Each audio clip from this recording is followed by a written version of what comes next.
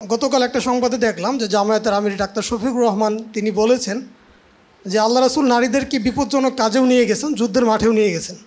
সুতরাং নারীরা যার যার যোগ্যতা অনুযায়ী যে কোনো কাজ করতে পারে এবং যে কোনো পোশাক পরতে পারে।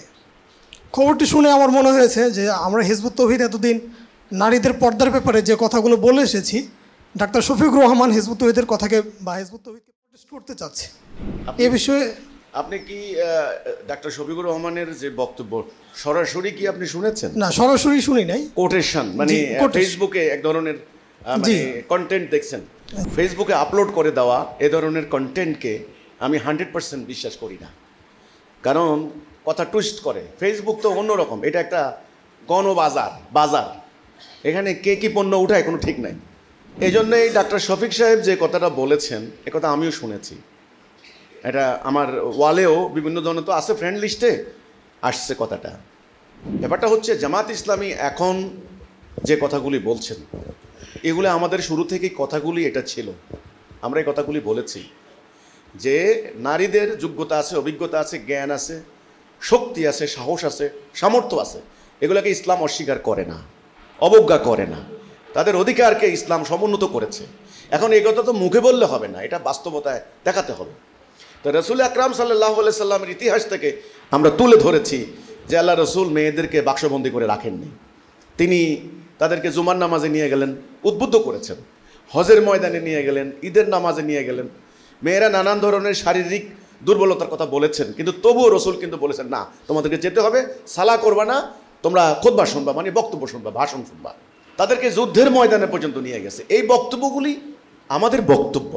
আমরা এই বক্তব্যগুলি দেওয়ার কারণে এই উগ্রবাদী গোড়াপন্থী, যাকে বলা হয় ফ্যানাটিক বললে ভালো বুঝবেন, এই উগ্রবাদী গোষ্ঠীর দ্বারা আমরা আক্রান্ত হয়েছি। আমাদের মেয়েরা আক্রান্ত হয়েছে, 300 জায়গায় আমরা আক্রান্ত হয়েছি। আমাদের মেয়েদেরকে নানান ধরনের বেপর্দা নারী ইত্যাদি আরও অশ্লীল অশ্রাব্য গালাগালি করেছে। কিন্তু আমরা বলেছি যে সত্যকে কেউ আড়াল করতে পারবে না। আজকে তিনি যে কথাটা বলেছেন উনি ঠিক এইভাবে কথাটা বলেছেন কিনা আমি নিজের কানে শুনি নাই, এই জন্য আমি আরেকজনের কথাকে কোট করতে পারি না। যে কথা বলা হয়েছে যে যেমন ইচ্ছা পোশাক পরে, এখানে আমার একটা আপত্তি আছে, থাকবে। যে যেমন ইচ্ছা নয়। আমাদের প্রস্তাবিত রাষ্ট্র ব্যবস্থায় আমরা বলেছি আল্লাহ রাব্বুল আলামিন পুরুষদেরকেও নির্দেশ দিয়েছেন তাদের লজ্জাস্থান হেফাজত করা, মানে প্রাইভেট পার্টকে হেফাজত করবে এবং দৃষ্টিকে কন্ট্রোল করবে। ঠিক মেয়েদেরকেও বলেছেন, এক্ষেত্রে মোমেন পুরুষ, মোমেনা নারী। কিন্তু অন্য অন্য ধর্মবিশ্বাসী যারা আছে তারা কি করবে? তাহলে ইসলামের একটা ড্রেস কোড আছে, ন্যূনতম ফরজ আদায় করার একটা বিধান, তার উপরে আছে ফরজগারির পোশাক।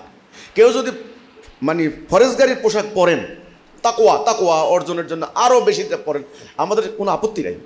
কিন্তু অন্য অন্য ধর্মবিশ্বাসী মেয়ে যারা আছেন, নারীরা আছেন, তারা তাহলে কি করবেন? তারা কি আল্লাহ দেওয়া রাষ্ট্র ব্যবস্থা প্রতিষ্ঠা হলে তারা কি উলঙ্গ হয়ে হাঁটবেন? আমরা বলেছি না, এরা জগতের সকল সভ্যতায়, সকল ভব্যতায়, সকল সভ্য সমাজে মানবীর উলঙ্গ চলাফেরা করা প্রকৃতি বিরুদ্ধ। এটা হতে পারে না। এটা সমাজের বিশৃঙ্খলা সৃষ্টি করে, অন্যের অধিকার নষ্ট করে। মানুষের আদিম প্রবৃত্তি মাথা ছাড়া দিয়ে উঠলে বিশৃঙ্খলা সৃষ্টি হয়। কাজে বিশৃঙ্খলার সমস্ত রাস্তা বন্ধ করাও ইসলামী রাষ্ট্রের একটা অন্যতম কর্তব্য। সেই হিসাবে আমরা বলেছি যে আল্লাহর দেওয়া ন্যূনতম মানদণ্ড সেটা সংরক্ষণ করবে ইসলামী রাষ্ট্র। তো আজকে জামাত নেতারা যে কথাগুলি বলছেন, এটা এখন ওনারা বলছেন, সামনে হয়তো ইলেকশন, ওনারা বুঝতে পেরেছেন যে লক্ষ লক্ষ নারী ভোটার লাইন ধরে ভোট কেন্দ্রে নিয়ে যায়। আর মেয়েদেরকে যদি বলা হয় যে জামাত যদি ক্ষমতা আসে তোমাদেরকে বোরকার ভিতরে ঢুকানো হবে, বাক্সবন্দি করা হবে, কাজেই তোমরা ওদেরকে ভোট দিও না, এরকম একটা প্রচারণা হতে পারে।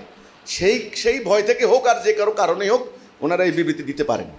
কিন্তু আমি মনে করি মেয়েদের ব্যাপারে ইসলামের স্ট্যান্ড অত্যন্ত স্পষ্ট এবং সকল যারা আল্লাহর কিতাবকে বিশ্বাস করে সবাইকে এই ব্যাপারে এক সুরে কথা বলা উচিত। রিয়েলি ইসলামের কথা বলতে হবে, আকীদার কথা বলতে হবে।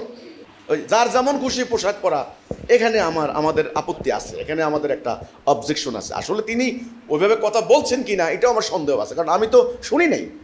শুনলে তখন আমি পরিষ্কার করে বলতে পারতাম।